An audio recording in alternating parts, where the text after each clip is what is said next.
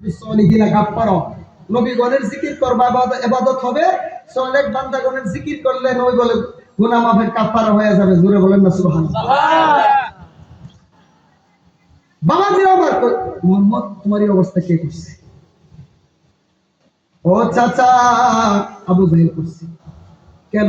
অপরাধ কি? কোনো অপরাধ নাই। আমি গিয়েছিলাম তার কাছে দিনের দাওয়াত দেওয়ার জন্য।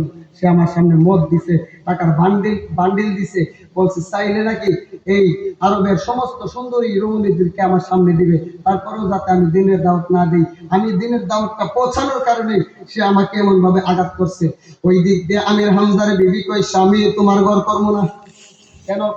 যদি তুমি আবু জাহেলকে কঠিনতম বিচার না করবা, এ বিবি রে, তুমি কি বলো রে? আমি বিচার করব না, বিচার করব না। আবু জাহেলের অস্তিত্ব আমি রাখবো না। কেমন পাষাণ আবু জাহিল্লা! এত সুন্দর চেহারাটা দেখে কি তার মনের মধ্যে কোনো মায়া লাগলো না? হাতের মধ্যে তলোয়ার নিলেন, এবার একটা দৌড় মারলেন আবু জাহেলকে উদ্দেশ্য করিয়া। আমার নবীও পিছনে পিছনে দৌড়াইয়া গিয়া আমির হামজার কাপড়ের মধ্যে ধরে দাঁড় করিয়ে দিলেন। মোহাম্মদ, তুমি দাঁড়িয়ে থাকো, আমি আসতেছি। তুমি দেখো তোমার মারছে না, কি অবস্থাটা তুমি। আচ্ছা, আল্লাহ যদি নবীর শান সম্মান ইজ্জত দেয়, পৃথিবীর কোন মূল্যায় কমাইতে পারবো না? পারবো না। শওকত ছাড়ে আল্লাহ যদি তার বন্ধু বানায় নেয়, আমরা সবাই যদি হিংসা করি, কেন বানাইলো কেন বানাইলো, তাহলে কি শওকত ছাড় শান কমবো না? কমবো না। এখন বলেন, তো শওকত এত গুণের গুণী কিভাবে হইল? উনি তো হারাম খায় নাই, আর আপনার আমার ভিতরে হারাম ছাড়া তো কিছুই নাই। কথা বলেন, উনি টাকা কি জিনিস টাকা দেখে নাই, আর টাকার জন্য তো বর্তমানে বাইরে বাইরে নাই। এই জন্য বলছে আসবে দিন আখিরি, হবে আলেম বাড়ি বাড়ি, তারা কোরআনের কথা বলবো অথচ নিজেরাই মানবো না। বাড়ি বাড়ি আলেম হবে, এটা কিয়ামতের নিশানা। সত্য মানুষ খুঁজে পাওয়া যাবে না। আর যারা সত্য পথে থাকবো, এই যে শওকত স্যার বাড়ি পড়ছে, ব্যক্তিগত কোনো দ্বন্দ্ব নিয়ে না, ওনার জন্মস্থান, উনি নবীর পক্ষে কথা বলেছেন, নবীর পক্ষে কথা বলার কারণে ওনার বাড়িটাকে করিয়ে দিয়েছে। উনি চলে গেলেন আর স্থান পরিবর্তন করলেন, হিজরত করলেন, ওইখানে উনি আরাম করতেছে শাহগঞ্জের জমিনে, লালপুর। দয়ালের দিদার যেন নসিব হয়, শুরু করেন আমি। ওনারে ছবিতেও যারা দেখছেন, দেখলে বলতে পারবেন যে জান্নাতি লোক যে চেহারার মধ্যে তাকে লেগে যাচ্ছে। ওরে তুমি পরশ আমি লোহা, শপথ দেখিবার পাই। ওরে পরশের কিরণে লোহা স্বর্ণ দেও বানায়, আমি এই ভিক্ষা চাই, তোমার প্রেম আগুনে আমায় পইরা করো চাই। বাবা কথাটা শেষ করে দিয়ে আমি সামনে দিকে যেতে, সময় তো আর থাকে না। সময় থাকতে সময়ের মূল্য না দিলে উপায় থাকবো না। অসময়ে কৃষি করলে ফসল ধরবো। ডাক দিয়ে বলে, চাচা আমি আপনার কাছে বিচার চাই না, তুমি চাওয়া লাগবে না, তোমার এই অবস্থা করছে আমি কষ্ট পাইছি। ও চাচা গো, আপনি যে আবু জাহেলকে মারতে যাইতেছেন, আমিও তো কষ্ট করতেছি। যে কিছুক্ষণ আগে মাইরা দিল, তারে যাইতেছে মারতে। আচ্ছা, আমারে যদি কেউ মাইরা দিত, আমার চাচা যদি তারে বিচার করতে যাইতো, আমি কি করলাম? বন্ধু বান্ধব 10-15-20 জন লইয়া চাচার পিছনে দৌড়ে গেলাম, বলে আজকা জীবনের কাম ছেড়ে দিবি, ঠিক না? আমার নবী রাস্তা দিয়ে যাইতো, একটা বুড়ি কাটা দিত, নবীর আদর্শ মোবারক দেখে কাটা দিত। একদিন দেখে রাস্তায় কাটা কাটা নাই, কিরে বুড়ি আসে নাই, বাড়িতে গিয়ে দেখে জোরে বুড়ি কাটতে আছে, তার সেবা করার কেউ নাই। আমার নবী বাড়িতে গিয়ে যখন দরজায় দিয়ে ঢুকলে, বুড়ি ও মা গো, যারে সারা জীবন কষ্ট দিছে আজকা দি, সে আমার দরজার সামনে মোহাম্মদ মনে হয় আমার বাসায় রাখতে। আমার নবী তার কাছে গেলেন, মাথার মধ্যে হাত বুলিয়ে দিলেন, দিয়ে বলতেছে মা। মা শব্দটা বুঝুন না?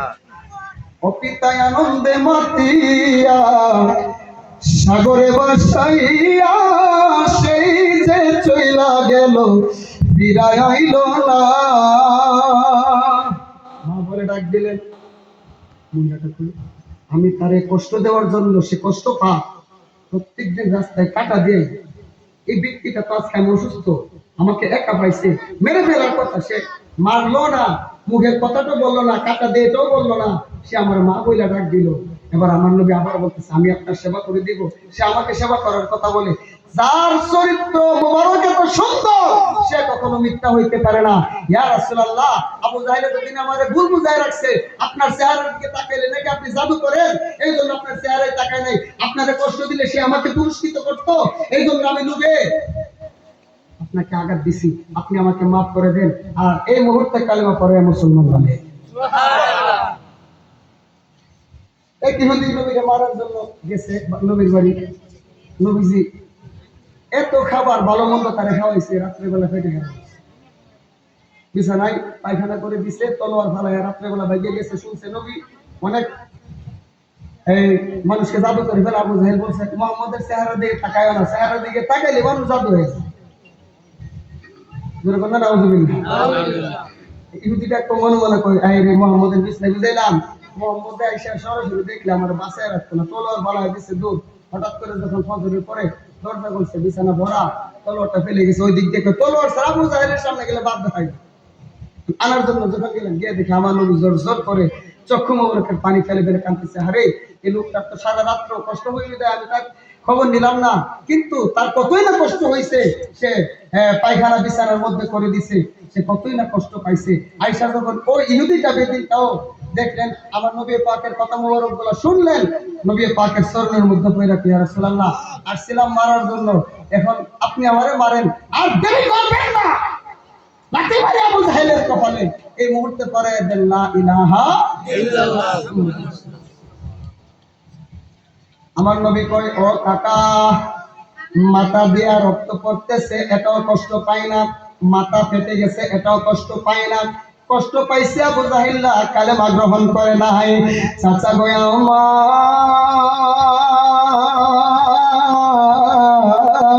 ও চাচা গো আবু জাহেলকে মারতে হবে এটা আমি চাই না আপনি আবু জাহেলকে মারার দরকার নাই ও চাচা আপনি আমাকে এই অবস্থায় দেখে কি আপনার মায়া লাগছে বলে হ্যাঁ মায়া লাগছে যদি মায়া লাইগা থাকে গো যে কর্মের জন্য কি আমি মার খাইলাম কালেমা পড়ার জন্য আপনি যদি এই মুহূর্তে কালিমাটা গ্রহণ করে নেন আমার থেকে বেশি খুশি কেউ হবে না ভাতিজা এটা তুমি বলা লাগতো না আমি নিজে থেকে কালেমাটা গ্রহণ করতাম কেন জানো আমি গত রাত্রে স্বপ্নে দেখছি তুমি আল্লাহর বন্ধু তুমি রাহমাতুল লিল আলামিন আল্লাহ তোমাকে দিয়েছে এত সম্মান ইজ্জত মর্যাদা ওরা পানা লাকা যিকরা আল্লাহ তোমাকে বন্ধু বানিয়েছেন সবাই আল্লাহর পাগল আর আল্লাহ তোমার পাগল এই মুহূর্তে তুমি আমারে কালিমা পড়া একা না শুধু আমার বিবি সহ আমারে কালিমা পড়ায় মুসলমান বানায় সুবহানাল্লাহ